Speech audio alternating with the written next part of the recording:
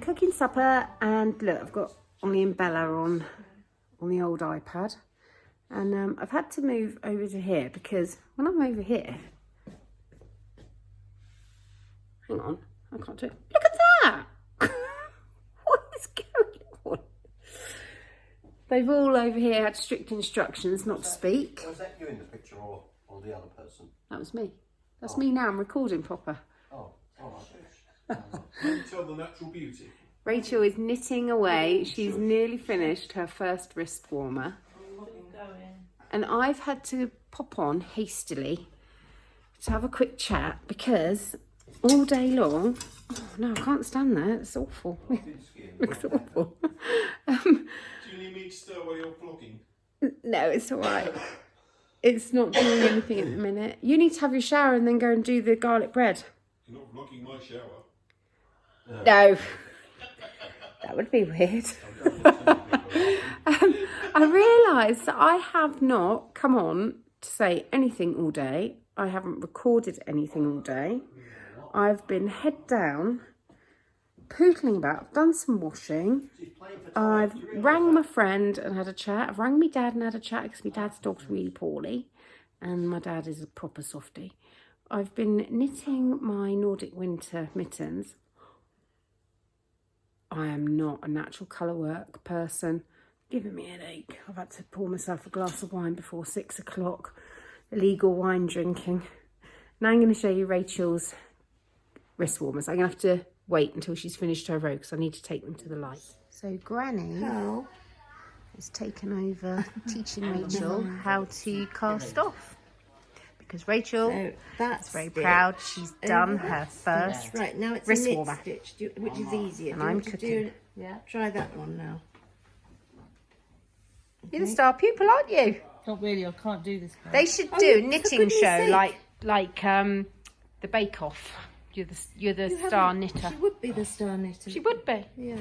So here's Rachel's little project bag with the pattern of what she's knitting. She's got the glasses in there, look. Love that. So cute. And here is her first wrist warmer. No! We have not sewed it together yet, but look. How amazing is her tension. Oh, what are you Isn't that amazing? So she's going to give this to her friend Sana, who has been really lovely and helpful since Rachel had her accident and hasn't been able to do anything. So, I think anybody would love them. We've just got to seam it up and leave a little thumb hole there, I think. Let's have a look. Yeah, just above the rib. So there. She's going to crack on with knitting the next one. And then we'll sew them up. It's a bit noisy in here today. Oh, I missed that. I missed that dive, Will. Do you want me to do it again? Go on then. After this. Oh, all right then.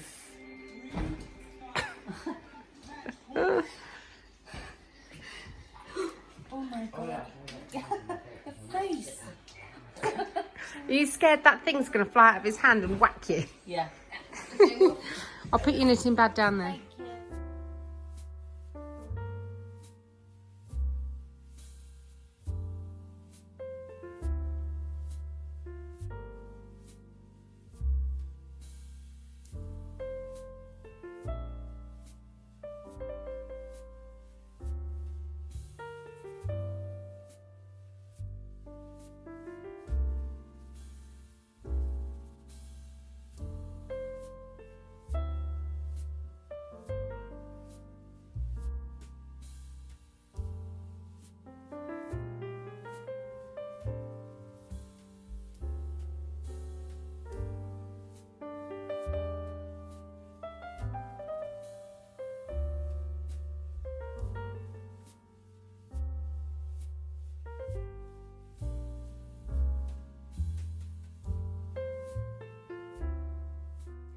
I've had a few questions here on YouTube, but mostly in my DMs in Instagram asking me about where we're staying.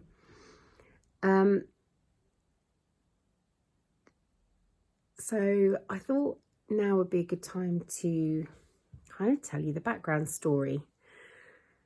It's tricky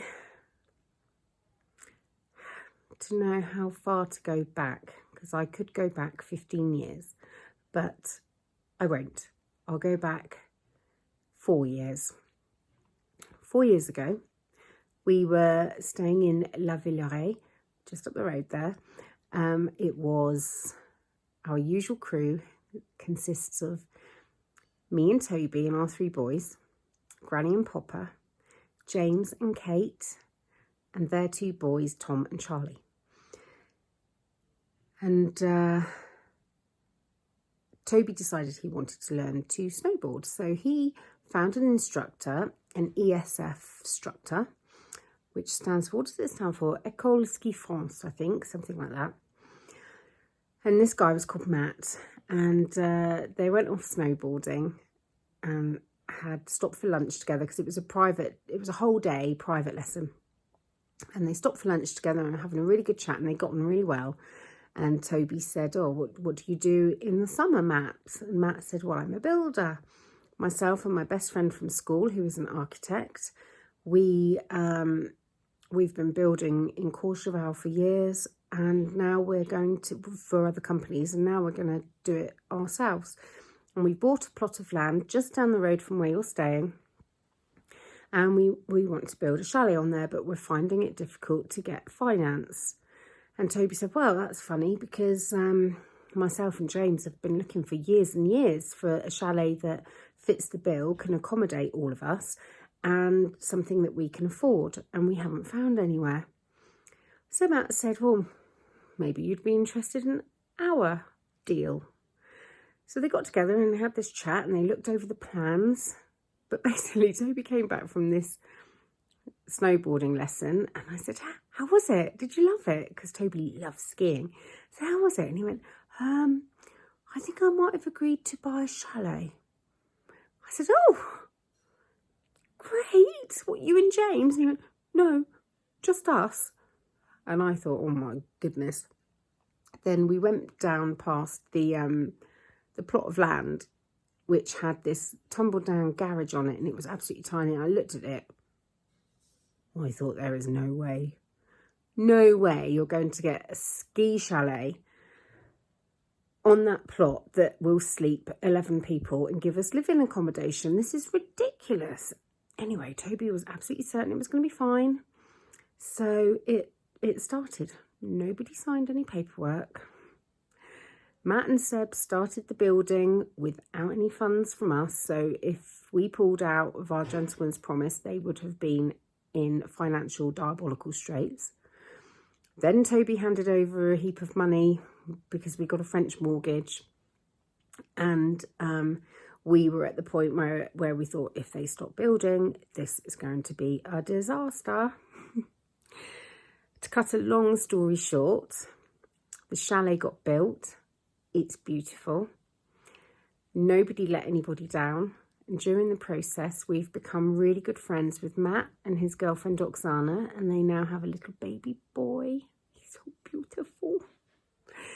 We are really great friends with Seb and Valu, and they've got twins, Gabon, and what's the other one called? I've completely forgotten what the other one's called. Orange. Oh, I've got a brain block. And then Seb's brother's wife, girlfriend, she manages our chalet, so we're friends with her, and we're friends with Seb's mother. In fact, they sent a present round today, a Christmas present of homemade blueberry jam and some pate, a bottle of wine. So lovely. So when we come here, it's not really like going on like a holiday in a unfamiliar place. We've been coming out here for 4 years, and we know loads of people. We've got mates over here. It's really, really lovely. Now, the chalet was obviously built to cater for James and Kate, Tom and Charlie, us 5, Granny and Popper, halfway through the build, Kate's cancer came back, and we knew that it was not going to be a happy ending, and that she probably, well, we thought she would never come here. But 6 days before she died, she said, I'm going to France. I'm going to France, and I'm taking my ski boots, and if I can get them on my swollen feet, I'm going to do one last run. Well, that didn't happen, but she did come here, and she loved it, absolutely loved it. She really loved it. And she loved the fact that we called it Estrella. Now, Estrella is the Greek goddess of justice and purity, and the name Catherine means purity. So she loved that the chalet was named after her.